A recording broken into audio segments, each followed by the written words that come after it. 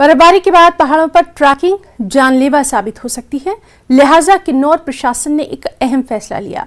किन्नौर में पहाड़ पर ट्रैकिंग को बैन कर दिया गया है। प्रशासन ने पहले भी ट्रैकिंग पर बैन लगाया था, लेकिन अक्टूबर महीने में बैन को हटा लिया गया था।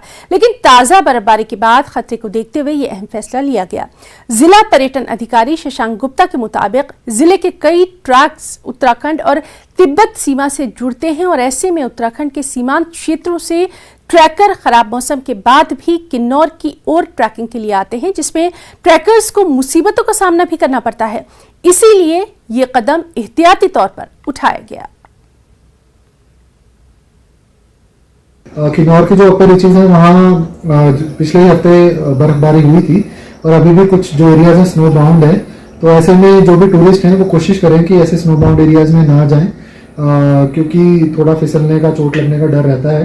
तो मेरी अपील रहेगी टूरिस्ट से कि जो भी आ रहे हैं वो कृपया सावधानी बरतें अगर वो बर्फबारी क्षेत्र में जा रहे हैं, और कोशिश तो यही रहनी चाहिए कि वो अवॉइड करें अपर रीचेज में जाने के लिए, क्योंकि ट्रैकिंग भी अब बंद ही है बर्फबारी के कारण।